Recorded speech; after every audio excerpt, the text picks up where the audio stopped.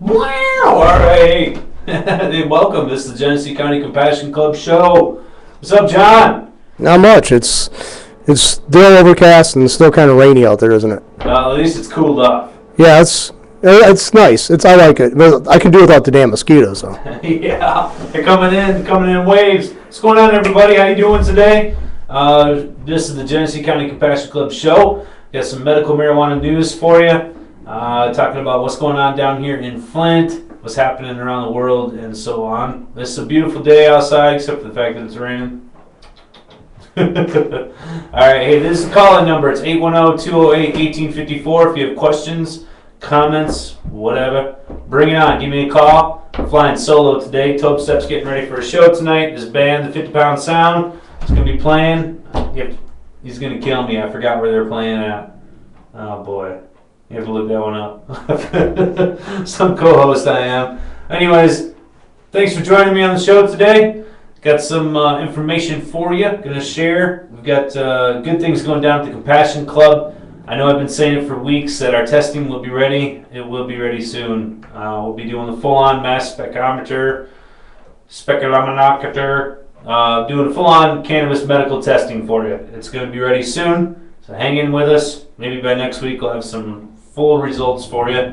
We've been doing some test runs on the machine. We don't have anything that's ready to run yet, but man, it is going to be ready. It's going to be ready soon. So hang with us. We'll get you some news on that, get you some results, let you know what people are testing at, talk about it on the show here for you.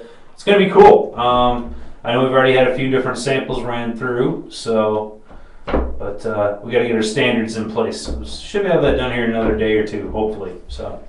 But other things going on. We got the soup kitchen, always every month doing that. It's the first Friday of the month, so come on down here. It's coming up here, next week? 2 weeks? Next week? Let me look at the calendar here. Next Friday, isn't it? Yeah, I think so. Man, time is flying. Can you believe it's going to be June already? June 6th, will it be? Or? Yes. Yeah. Yeah, June 6th. 2 o'clock, meet us at the club. We'll carpool over there. That's the North End Soup Kitchen. Cooking it up, serving it up. Usually done by 5:30 or so. But yeah, can you believe it's going to be June already? The year's going to be half over. Yeah, it just zoomed. I mean, start out May and then... start out like January and like... Yeah, it starts in January. But it's so bloody cold. It's so bloody cold. We're so glad to get out of that. And now now it's getting... You get one day of hot, muggy weather and everyone's like, oh, it's so hot. Yeah, they're wishing for December. And I went, are you crazy? They're just fickle weather people around here, I think. The week of almost the whole week of without power and electricity and and everything else. And right. You want to go back to that? I don't think so. No thanks. I'll enjoy the warm weather while it's here, for sure. All right, everybody get their gardens ready. Memorial Day has come and gone. I know I'm still working on mine. John, you putting in a garden in this year? No, this year, I'm thinking about it next year. I got a house next door to me. When they tear it down, I'm going to inquire that. And the way I'm at now, there's so many trees around the edges of it, it would shade it. And a lot of times, certain plants need more sun, tomato plants, for example. So they would nothing would ripen up or get full sun. It's the way I'm at now. Shady corn plants. Yeah. This is my shady corn. Yeah, shady corn. I always thought it's kind of silly to grow corn in an urban lot because you can't really grow enough of it more than a couple of meals. If you have acres, it's purely just for a treat, right? So to speak. You're not going to grow. And the other thing about corn is if you're picky, obviously you can can it, but there's nothing like that fresh sweet corn that comes out in the summertime, and it only is good for a little while. Yeah, I just had two corn on the cob pieces the other day at my sister's house for the cookout Memorial Day. Yeah. And that corn was spectacular. They got it at Myers, and I don't know where it came from, but it was sweet corn. It was really good corn. It makes you wonder how on earth did it stay this fresh? Yeah, it was only 12-14 cents a ear, that's cheap, That's real cheap. Yeah, so it was really good though. So I guess Myers does buy up local produced stuff too from the area they're in. And try to sell it through there. Areas where Myers in that they got that fresh. Yeah, but I don't know. I don't know where it came from. I don't. But greenhouse corn. It was the greenhouse now? Yeah, this face it doesn't come out till August. It wouldn't be here till August. No, it's definitely not from around this area. They say if it's corn's got knee high to on the 4th of July to be considered a good crop. That was the old rule of thumb. Yeah, it's a long ways away from being. Yeah, it's not even planted yet, probably, or just getting planted. Yeah. What do they put in this stuff? It's delicious. I love preservatives. But do you see where Monsanto's corn now? They show the guys in the fields that the Monsanto plants for their, and they have to wear like hazmat suits. With this hazmat Yeah, on. that's terrifying, man. And the stuff that they're doing that for, the insects they're trying to prevent from, like preying upon that. They've built up another generation that's pretty much immune to that stuff. Right. They evolved to continue their existence. Well, see, our generation takes 18, 20 years so they can become, the children become of breeding age to have kids. A bug, it's a few weeks. Rather a few weeks, maybe a couple of months, but a couple of days in some cases. It's like, they have amazing adaptability. Well, we don't. We don't have that adaptability. So they're always going to be ahead of us on this, Yeah, the bugs got us. You just can't win. But, Roundup, they're trying. Or whatever it is. Yeah, that stuff's terrifying. It's like screws up the nervous system.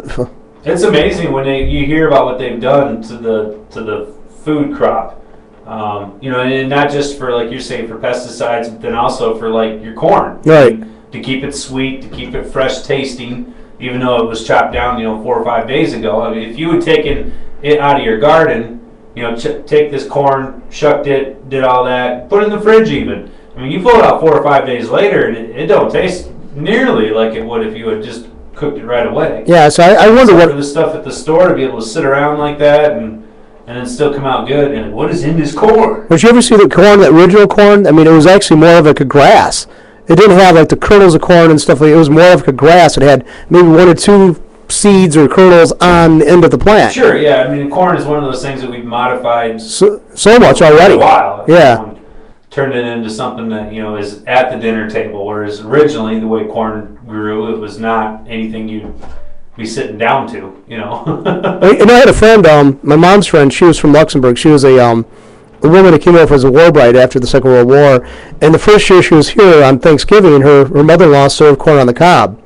And she was insulted because, in Europe, they only serve corn to the animals. And then she thought it was an insult against her because they were serving, and they were all like, ecstatic because, that was like, it was a new, the invention of frozen food, bird's eye. Oh, yeah. And they had it, in the freezer, and they were so like, oh, isn't it great we got corn on the cob for, like, Thanksgiving dinner. And she was insulted, and they had to explain to her, we eat this all the time in the summer, but we're not used to having it in the wintertime. Right. And so she was like, but it was actually a cultural difference. But another thing is too, corn, the word corn actually was a broad term for... giving me? This is crap. It's a broader term for corn because years ago, the corn in Europe wasn't like what we call corn now. There's all grains what we refer to as corn. Maize. Yeah, maize, what you people call corn. I don't know if you remember that commercial. Yeah.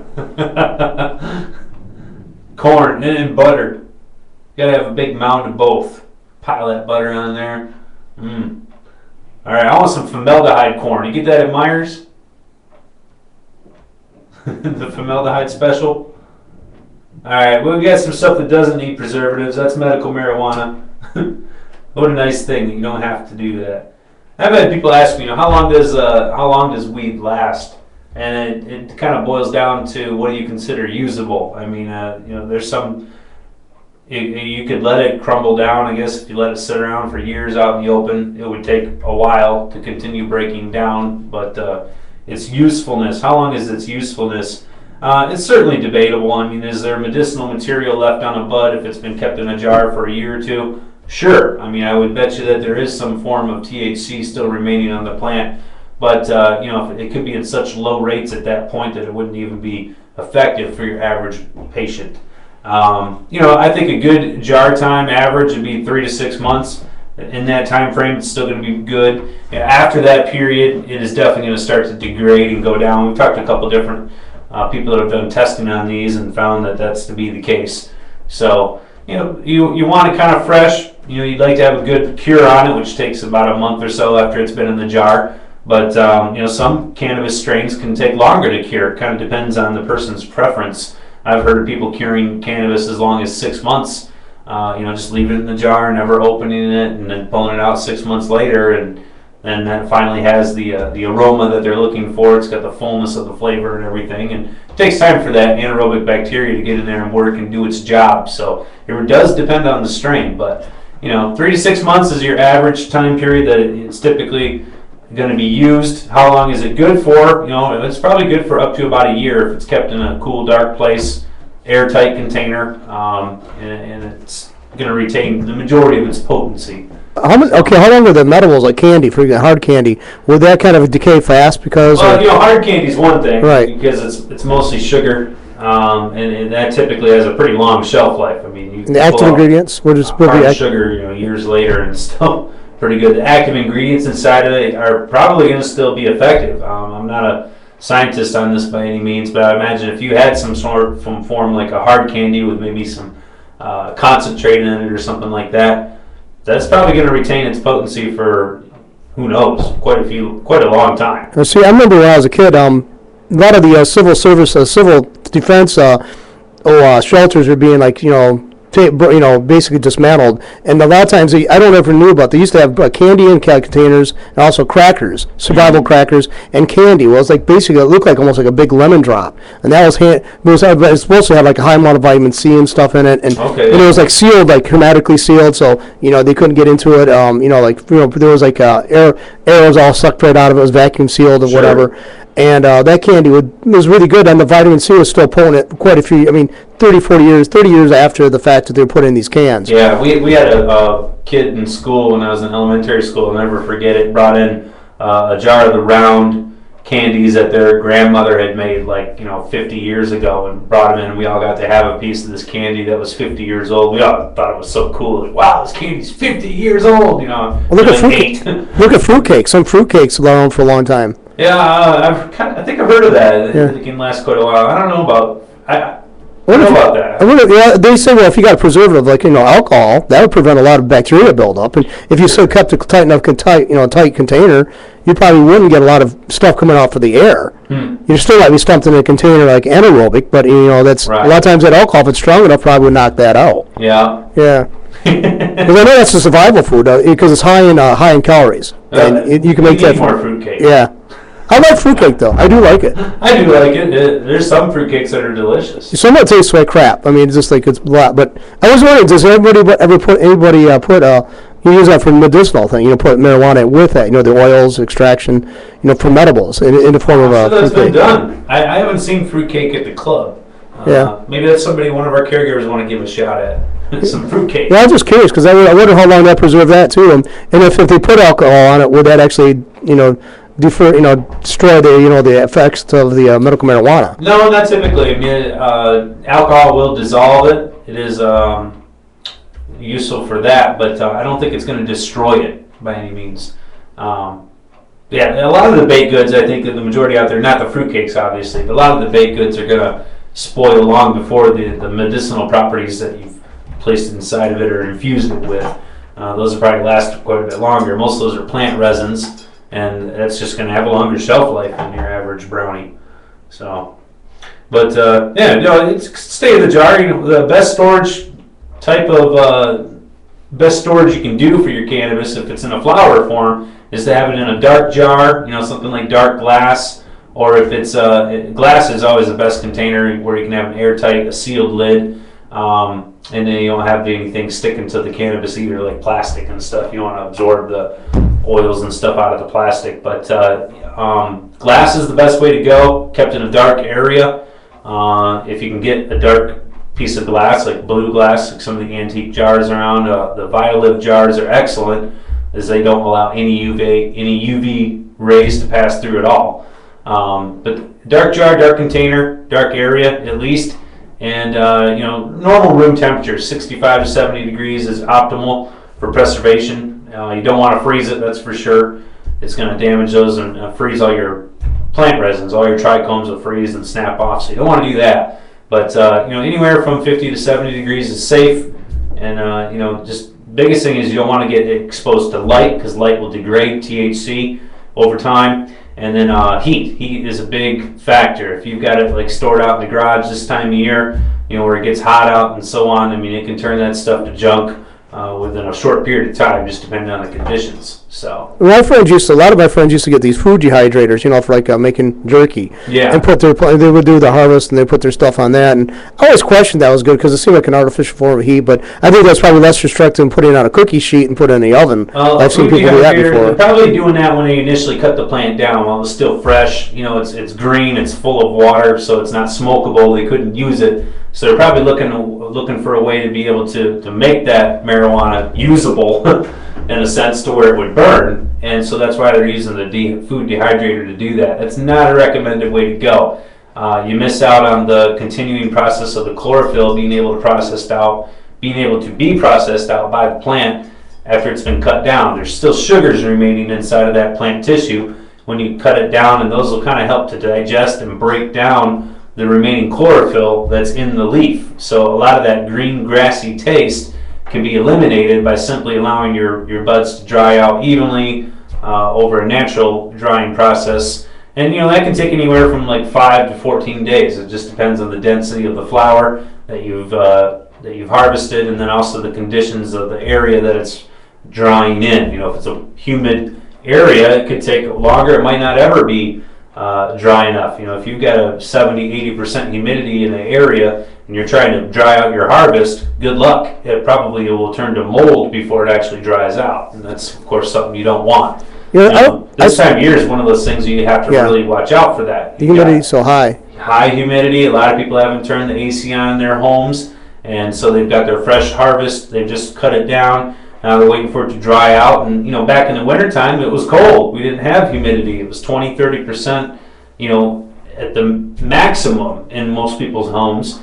And it'd dry out real quick, 4 or 5 days, dry, no problem, put it in a jar, didn't have to worry about it. And now with the humidity that's jumped up, like I said, if you don't have your AC running or if it's just plain humid in your home, we've had a lot of rain, you've got 60, 70, 80% humidity in your home, that bud is not going to want to dry out. You might have to use a dehumidifier in the same area that the bud is in.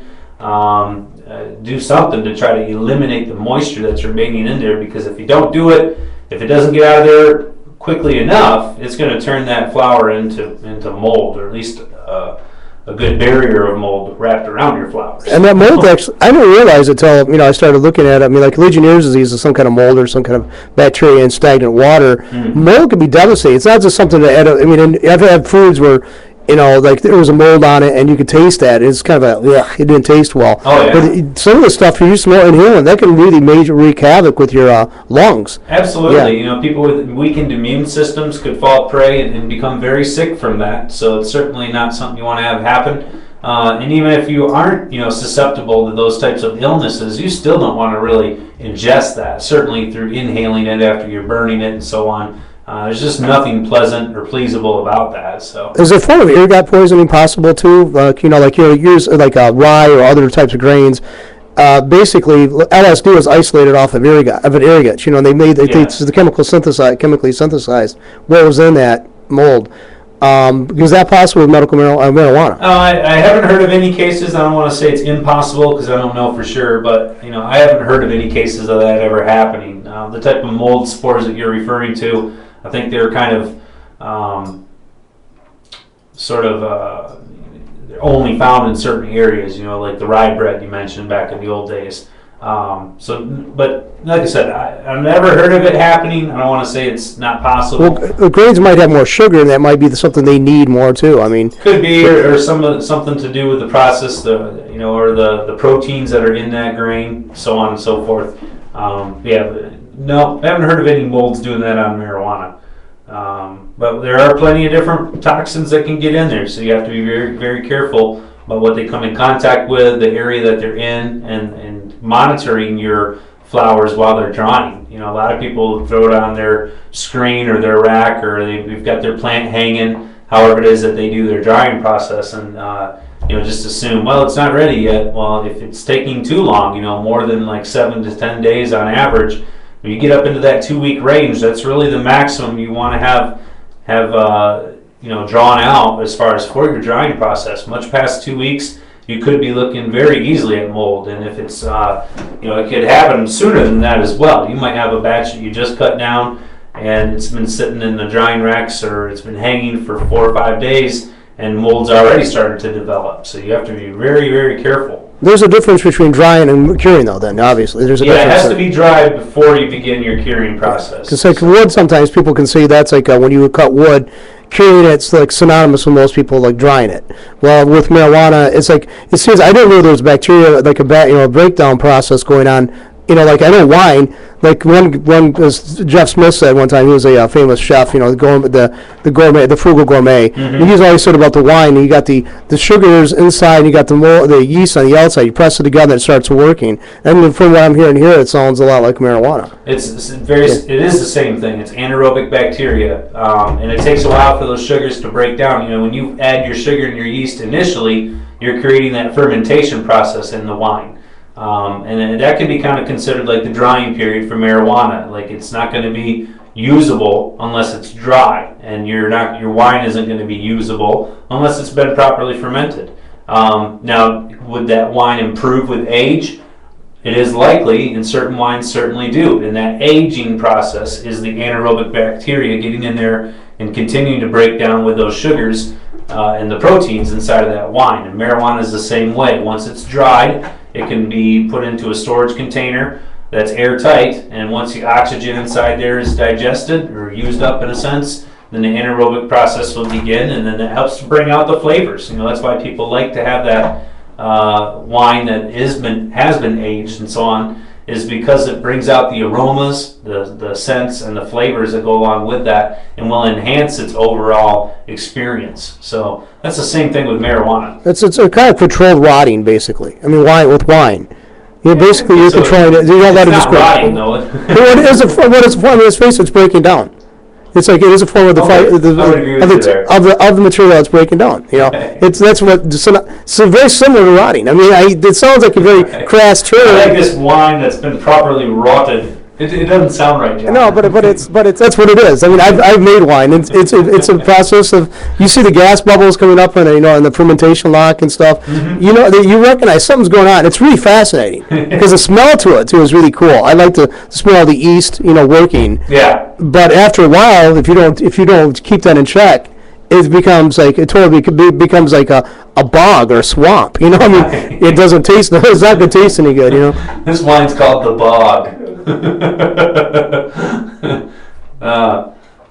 Well, you definitely want to be careful this time of year. It is high humidity, and mold can happen very quickly. I do have some news for you for medical marijuana. Keep you guys up to date with what's going on around the country. Here in Michigan, there's not a lot headed right now. We still have the same bills that we've had for quite some time. Still mulling around in the House and the Senate. We've got the edibles bill, the safe transfer area bill, or whatever you want to call that one.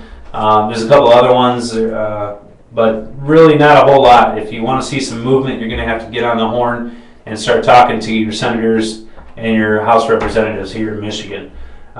Nationwide, there's quite a bit going on, actually. There's always stuff going on.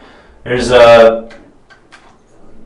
it's just amazing how quick this is developing, and it's neat to be able to see the different polka dots across the country lighten up as these things continue to happen. One of those places is Oklahoma. Whoa. For those of you who know, in the past, Oklahoma has been one of those states where, you do not want to go there with marijuana. I mean, there's countless stories of people down there been busted for a joint and had 30 years put on them, and I'm not exaggerating. I mean, there's some crazy cases of extremely strict law enforcement when it comes to marijuana possession down there, and there's no medical marijuana exception down there, so it could be someone who really does need it, or it could have been a recreational thing. Either way, I don't think it's deserving of a 30-year sentence for a joint. But besides that, there has been some development in Oklahoma. There's a pro-medical marijuana organization called Oklahomans for Health, and they're kicking off the drive. It's a petition gathering signature that they're trying to get. They want to get 160,000 signatures so they can get a proposal on the ballot and get medical marijuana in place for Oklahoma. So they're looking to take donations. If you've got friends down there in that southern state, you might want to let them know what's going on. And not just money, but they also need your signatures also. So 160,000 signatures, that doesn't seem like too much. But Chip Paul, he's the spokesman for the group. We'll need to help him out if you want to try and get some Oklahomans some relief down there. and get them some medicinal marijuana. Hopefully we can help them out. All right, let's see what else we got going on here. There's California City Council welcomes medical cannabis. This is Desert Hot Springs. Looks like the leaders in the small town north of Palm Springs are looking to unanimously approve medical marijuana pot shops, as they're calling them, in the city this week. So we'll see what happens with their city council. It looks like they're trying to get something done, so that's pretty cool. You got a call there, John? They called me. I said they were going to call me back to leave a message so I can get their phone number. So I said, go ahead and do it. So sorry for that distributor. Like, do we have a caller? Oh, that was on my personal cell phone. Let's take your personal calls another time. All right, we have New York State. This is General Assembly approves medical cannabis bill. This is the same bill. We talked about this on the show before. It's kind of like it's a medical marijuana bill. We'll go through here, but looks like their state assembly is voting to push this through. Let's see here. It says a bill would legalize possession of up to 2.5 ounces for qualified patients, as well as allow state-regulated dispensaries. The bill is now headed to the Senate, as their assembly is the same thing as our House. So we'll see. Assemblyman Richard Godfrey, a Manhattan Democrat, sponsored the bill. So let's see here. It's the 5th time in 7 years that the Assembly has approved a medical marijuana bill. And it says here, prospects for the passage of Mr. Godfrey's proposal this year are likely slim. So they've had quite a few bills go through New York, but they haven't got any signed. It says here the Senate is considering a medical cannabis bill also, but it's a different bill. And it would create a program similar to Godfrey's, become the first medical cannabis bill to make it out of the Senate Health Committee, and is now waiting approval from a Finance Committee before going for the full Senate for a vote. So maybe they'll get something done. I mean, they got 2 different bills. You know, the House and the Senate both have a bill. And you said this was New York? New York. So I mean, Michigan's ahead of them on this? Yeah. So that surprised me because, I mean, it's like a kind of sense of like a accomplishment or pride that, we're actually ahead of them on that kind of stuff. I mean, I honestly, it doesn't surprise me. I mean, Michigan's been a leader in a lot of things, and and not just business-wise, but socially. I mean, you can always complain about the backwards things that happen in our state, and there's certainly plenty of them. But as it goes, Michigan is one of the forefront leaders in the medical marijuana industry across the nation. Well, actually, I'm going to put a point here too. Like the Republican Party, when it first started, was considered the radical group. They were like, it was formed up around the issue of slavery, and that started here in Michigan, the state, the Republican Party. That's right. Yeah, so I mean, we were on the cutting edge. I mean, back then, it was the other party, which shall remain Democrat, but anyway, they opposed all kinds of measures like that. And now it's like, now they're considered the party for that, and the Republicans are, but it was innovative. I mean, the state's always been innovative. We are. So you got to give us some credit there. I mean, New York definitely has its, finer points, and has certainly been a pinnacle of our nation, that's for sure. But give it up for Michigan too. Well, that community education, that was like actually pioneered here in the city of Flint with large money coming from the Mott Foundation. Keeping schools open beyond the normal operating hours for people that take enrichment classes and stuff. That was pioneered in Flint as well. So, yeah. So, all right, let's see here. I got to cover this story for one of our club members because he's always talking about him. You probably heard about this, but this is Wiz Khalifa arrested in Texas for marijuana possession. Should have known not to go through there. Wiz Khalifa is flying from El Paso to Dallas without an ID, and that means a full automatic search before you're allowed on an airplane. They found a canister of marijuana. I wonder if that was a cookies canister. He was charged with misdemeanor marijuana possession and released after paying up to a $300 bail, but not before he shot a selfie in the jail cell. Wish I could share that with you. I got a picture of him here. But, all right.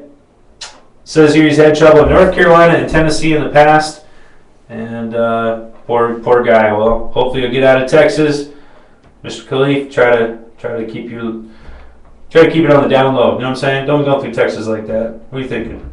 All right, let's see what else we got here. Whoa, that's fast. The Colorado Symphony Orchestra holds a marijuana-friendly cannabis classically cannabis event. Kind of interesting. The Colorado Symphony Orchestra held the fundraiser. It was cannabis friendly. Says city officials didn't really want it going on, but they didn't really get it. Well, they got away with it. Basically, they said the solution was to make it invite only, and so it was about 250 people got invited. It was a success, raised more than $50,000 for the Colorado Symphony Orchestra, and let some people get together and enjoy some medication. Interesting. That's pretty cool. So the orchestra's down. You know what I'm saying? Like, we got this. Come over here. We'll help make your smoking experience more pleasurable. Play you a group. Play music and Yeah. like stuff that you should actually sit back and just feel. Yeah, roll blunts and listen to some Bach. You know what I'm saying? Blunts to Bach, right? No. Yeah. Yeah, meds to Mozart. Yeah. We keep going with this. Yeah, we keep on. Yeah. That reminds me of a funny story. I got to share this because this happened at the club today, and after I left, I got thinking about it. I'm like, holy cow, that's hilarious. Pat was telling me this. This guy comes in, walks up to a caregiver, and talking about the medication that's sitting there. And the caregiver has, if you know him, he's got medibles, and he's got some flour for him, and then he's got some concentrate. So the gentleman's standing there looking over his stuff, and he's asking questions. Well, apparently he can't hear very well because he picks up this piece of what he thinks is a cookie and proceeds to take a large bite out of this so-called cookie. However, to everyone's amazement, it was not a cookie. It was a big slab of concentrate sitting there. So the poor gentleman, too late after he realized what had gone on here and why everyone was sitting there with raccoon eyes looking at him going, what did you just do? He's trying to get this concentrate off his teeth. So he's got a big mouthful of concentrate sitting there chomping on this. And to top it off, I guess the guy was headed out to the dentist. So he was trying to get a little medication before he went to the dentist. Turns out he got a lot. So word to the wise, if you're walking around through the club, don't just pick stuff up and take a bite out of it. You might want to be, sure about what you have there. And usually most food type items, the stuff that is allowed to eat that's edible, it's normally wrapped up. It's not just sitting out. This isn't the fudge shop. So you might want to be careful when you do that. I hope that gentleman is okay. I'm sure he's feeling real good right about now. Well, it'll just reduce the need for medicine, for like some kind of a drug at the dentist, probably, maybe, That's what I'm thinking. I mean, if he ended up actually going to his dentist appointment after that, his dentist might have a little bit of extra work, but he ain't gonna mind. So, what's the strength of a concentrate like that range? Well, we've had a number of different concentrates tested at the club, and they can range between 40 and 75%. So wow. You're talking about some pretty. If you guy took a big bite out of it, I mean, and that's one of the strongest ways to ingest. A lot of people think, this, dabbing, smoking, whatever, that's going to do it right there. But I tell you, edibles. I know there's doubters out there, but that's because you haven't had the right kind. Edibles are the strongest medication form. Eating it has an effect that smoking just can't compare to. So I was told by friends that do for medical reasons, they said smoking, it gives you this immediate effect, but there's a longer and actually more pronounced effect of the medibles. Absolutely. Yeah, definitely more. It comes on slower. It takes longer to take effect, but it is much stronger and can have additional effects that aren't experienced when someone smokes or vaporizes. I think it has a lot to do with being intestinal in the intestinal tract. I mean, it absolutely does. There's science behind that, and how it digests it differently, how it actually turns it into different types of cannabinoid compounds by going through your body's system versus being taken in through the lungs. So there's definite science behind that. There's no questioning it. And I tell you what, I hope that guy's doing all right. I hope his dentist is probably scraping that out right now and doing dabs in the back room. He's got his petri dish out. He's like, man, did you see what I scraped off this guy's teeth? Is this fungus or that's did you eat some caramels or some Werthers or something? What did you get into? You ever heard the Stephen Wright thing where he talks about he likes going to the dentist, he likes his dental hygienist, and before he goes, he actually eats a bag of Oreo cookies because should be there for hours. Yeah. How you doing? Great. Yeah. You can see that. Well, that guy, he gave his hygienist something to think about. That's hilarious. So. You smell amazing, sir. What is that? That's Dab. Took a bite of it. I did have somebody ask a question. I'll pass it on to you. You know, there was skunk weed. Years ago, that was, people said, I don't like that skunk weed. That smells skunk weed. Now people smoke it all the time when I'm around here.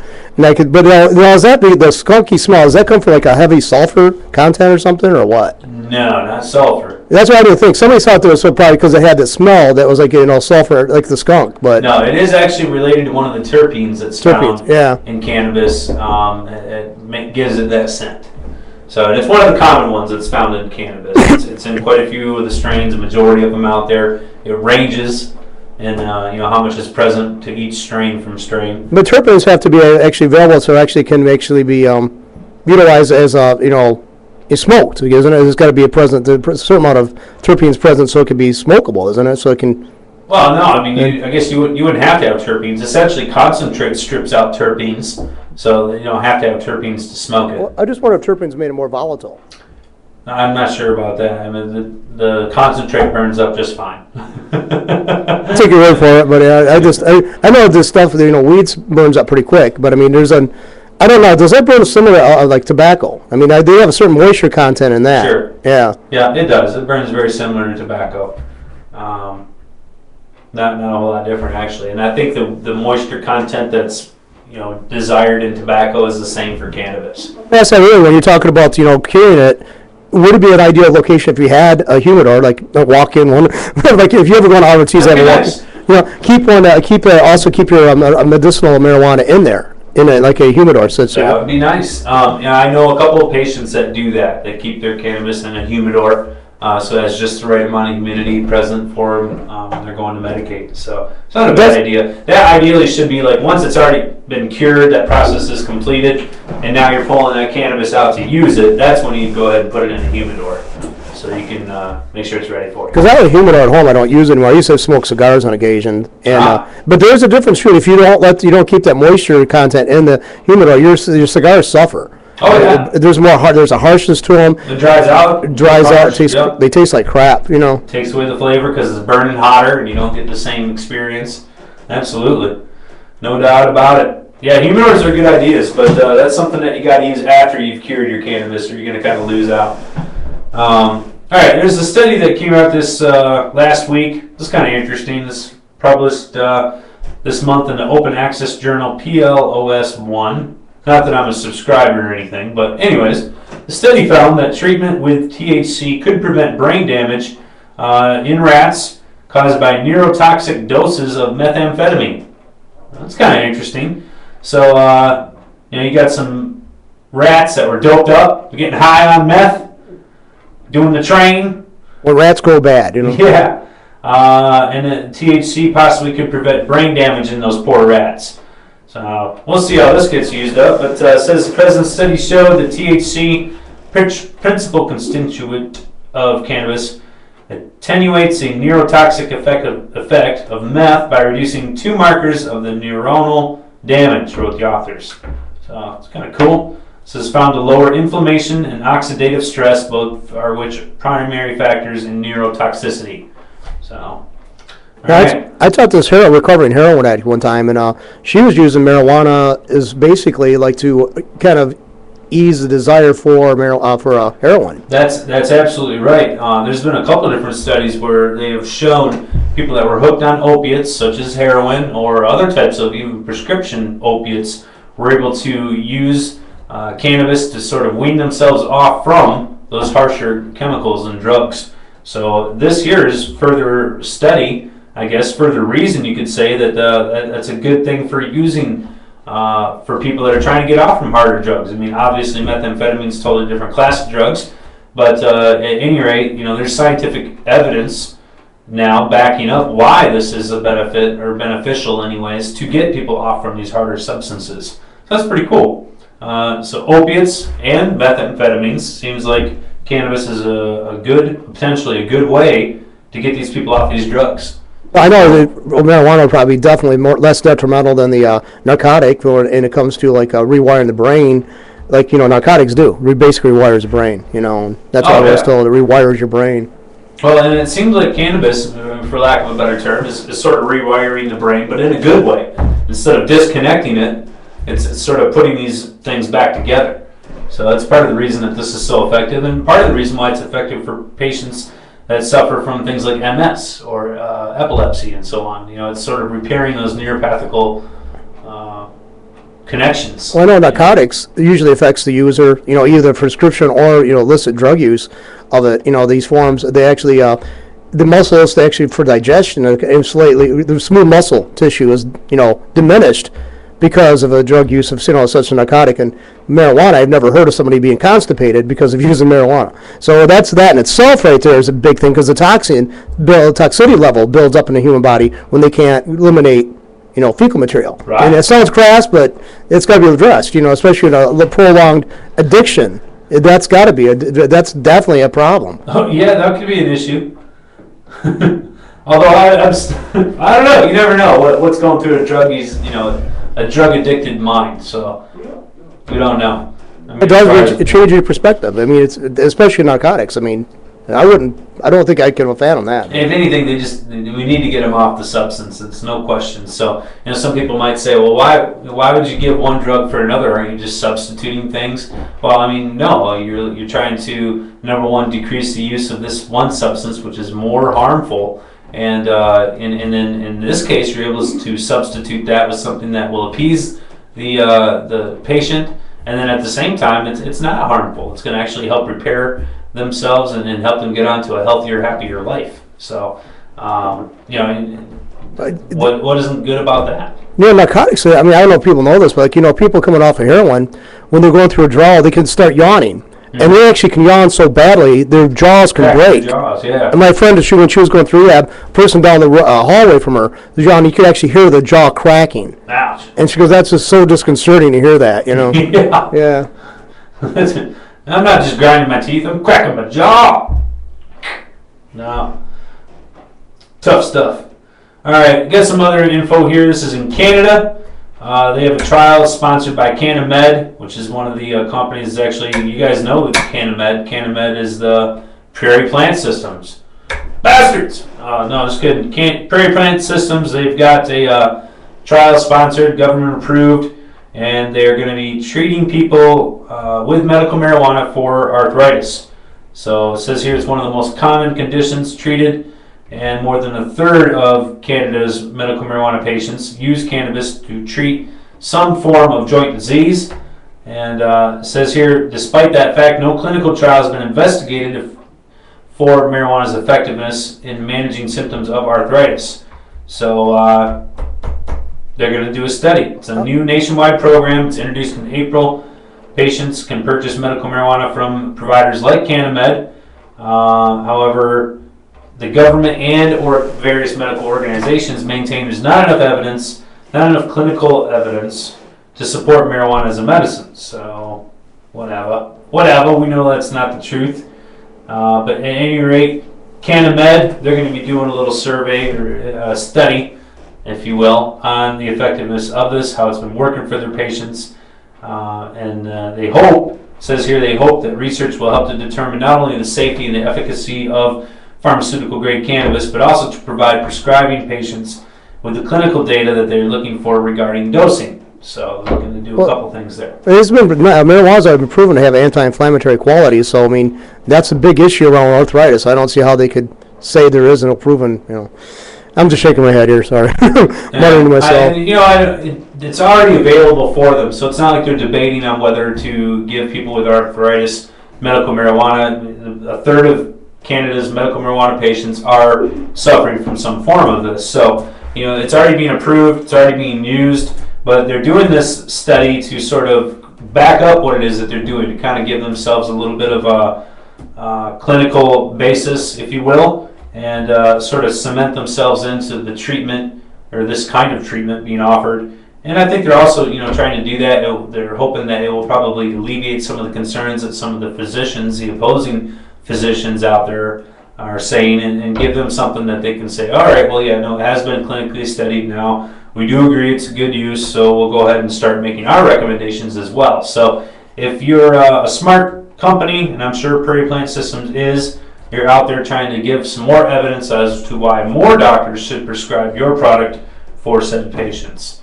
So, They're like the Monsanto of the marijuana world, aren't they? we're not big fans of them here. Most of us that are in the medical marijuana program here in Michigan, probably not too big of fans of the Prairie Plant Systems and their CannaMed program. I've had people say, "Well, why don't you resent that? I mean, why don't you just let these corporations set up who are so able to handle this to do it?" And I said, "Why are you so opposed to the average person who sees the value in it, become a caregiver, and cultivating this stuff? Why are you? Well, we don't know what's in it. Well, let's face it. I mean, the Compassion Club encourages testing. You provide for that service. That concern's already been addressed. Yep. I think it's a non-issue. I think so too. So, and I think that your smaller growers are going to be more able to cater to their patients' needs, and I think that's a big part of the program, and at least what should be considered. Obviously, testing is a concern, but like you said, that's something that the consumer and the industry is taking care of itself. Something that I think is a good idea, but it's also really it's up to the patient, because a test result is going to tell you what's there. The patient's going to tell you if what's there is effective, and that's what really counts, is what's effective for the patients. Efficacy is largely comes from a person's expectations too. I mean, that's them. Placebo tests have shown that. I mean, it's like if it seems like it's helping them, and it does help them in some respects. How do we argue? The ultimate thing is they feel like they've been helped. They're acting like that, and there seems to be a change in their behavior. Yeah. That's how other things are measured. So quantitatively, how else can you test that? Yeah, and that is the test. That is the test. All right. Trying to see what else we got here. There's this is kind of interesting. This is from Israel. This joint thing. The company's called Med Relief.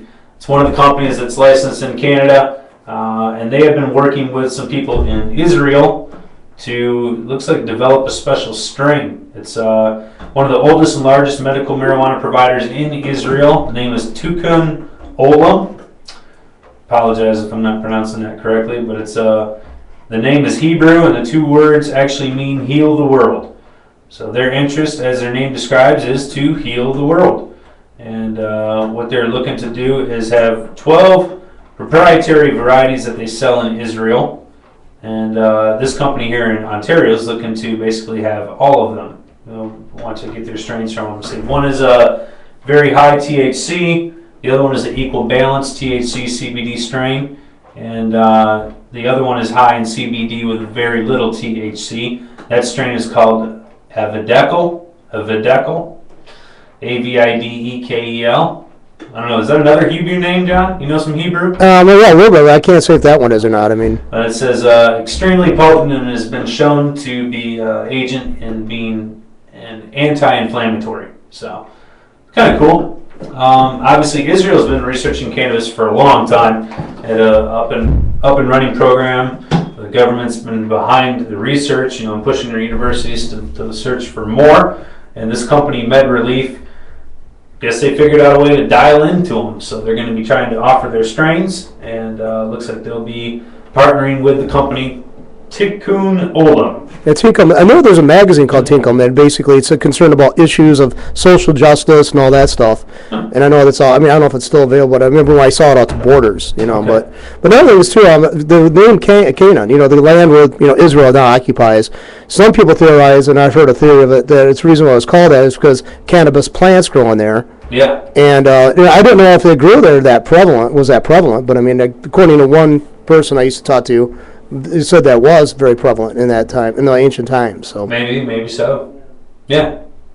Interesting. So, all right. Well, there you have it. So we'll see. Go with them. All right. I think that's about it. Not a whole lot else going on here. Let's see here.